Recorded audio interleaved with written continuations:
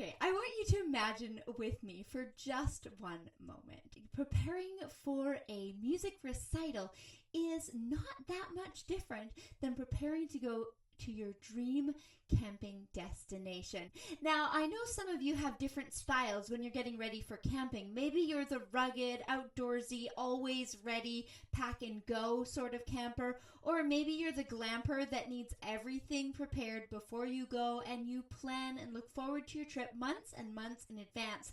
But either way, there's probably some steps along the way that will feel very similar to helping prepare students or helping yourself as a performer get ready for your next recital. It's easy as a teacher, a parent, or a student to kind of jot a recital date or a music performance goal on your calendar and then kind of get lost in the path on the way there. So here are 6 ways to not get lost and to be very ready when you hit the stage. The first thing you would do if you're getting ready to camp would be to choose a destination, and that might be somewhere beautiful and remote. I live on Vancouver Island, so we have these beautiful destinations like Cape Scott or heading to the west coast of the island. Both of them require certain types of packing to get there and actually enjoy your time. If you're poorly equipped, your enjoyment may not be maximized, although you'll have stories to tell. That can be similar to playing the piano for other people or playing any instrument really, or even singing.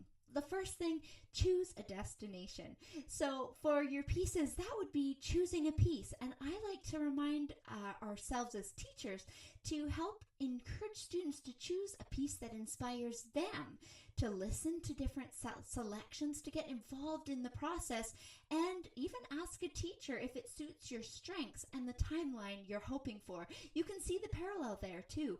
I probably wouldn't have my first hike heading to Mount Everest. I'm not in that kind of condition to take on Everest, but I could start working towards those big goals by choosing destinations that really suited my strengths as an adventurous spirit.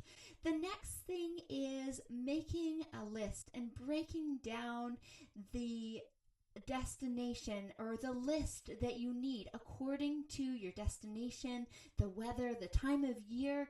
And so that's like getting your packing list ready. And when you're talking about music, that's analyzing your piece, checking for the understanding of keys, rhythms, notes, phrasing, expressive markings, dynamics, technical challenges, and musical elements. So I love that in this step, you're really taking care to analyze your path forward. The next thing I like to think of was, if we were going camping, this would be packing with care. So it would be the micro goals or the micro moments of getting ready for your trip. So in piano learning, that would be, this is your chance to really shine in the ways you prepare for your on-stage moment or the ways you help a student or child prepare for their on-stage moment. So that would be things like creating a plan for each section, dividing your piece into manageable musical moments that are easier to tackle day by day, working slowly and carefully as you practice to make sure that you won't have to retrace and redo your packing list or relearning sections of your piece. It's also a great time to jot down questions or mark in the score of things you might want to ask your teacher at lessons. And that could be related to camping or going on an adventure that you think, I know someone who's been here. Maybe they'll know some of the pitfalls that may be ahead of me.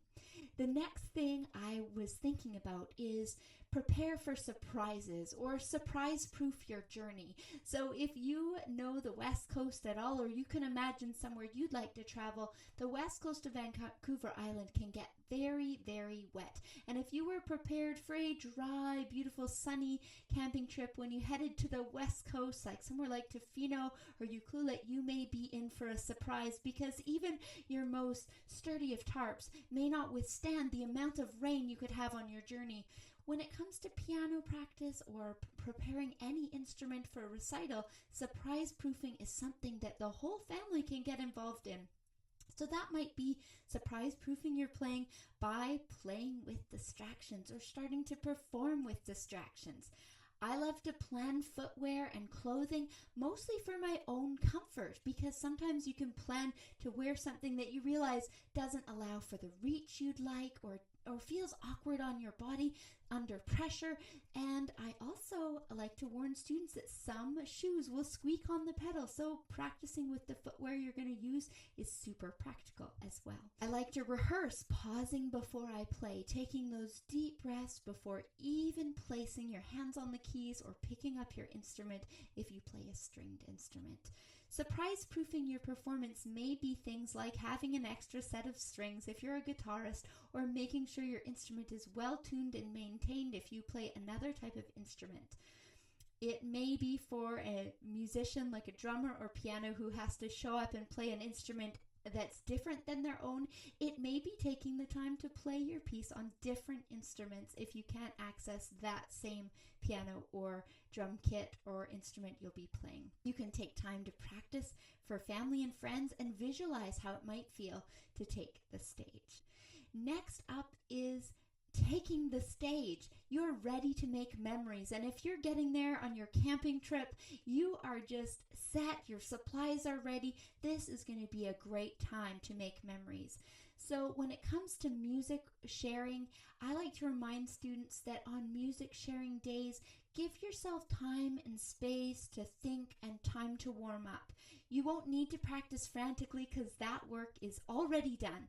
You've prepared well. Give space in your day for hydration, foods that feel comfortable, movement, and time to get ready. And those seem like basic things, but it's easy in the busyness of family life to forget that going on stage can be a very big thing for most students. If you're getting ready for camping, it might mean making sure that you're well rested and feeling well before heading off on your big adventure. After you shine on stage, or after you've had your amazing dream camping trip, you are going to be ready for some rest and reflection. If you're camping, it's the unpacking, which I swear is my least favorite part, but I do love to flip through those photo albums of memories made and adventures had. And it'll be the same with music making and sharing your music, because it's just one time in the scrapbook of all the music sharing you're going to do. And so I like to remind families that after performing, some students may feel a rush of those feel-good endorphins, that they are so ready to leap for joy and feel accomplished and confident. Other students, it might zap all the energy that they had. The adrenaline could even feel overwhelming, and they might need to plan rest with things and places that feel comfortable and familiar. So make sure that those personalities can be celebrated in different ways, or even the same person at a different event. And make sure to also take the time to celebrate the music and creativity that you just shared. If you love some of the tips that you've heard today, I do have a free download in Canva. It's a template, so you can change it as you wish. And I turned it into a little key ring of prompts for students and families who are hoping to have their student shine on stage in times to come, maybe this season or maybe in the future. And I'd love to hear, where are you going to go camping this year? Is camping on your list? Maybe glamping? Or are you a rugged outdoors person? If sharing your music on stage or in public performance is a nope for you or your child or your student, or maybe a not yet, I have a video that goes over how you can still celebrate music making even if the recital experience is not for you. We'll see you in the next video.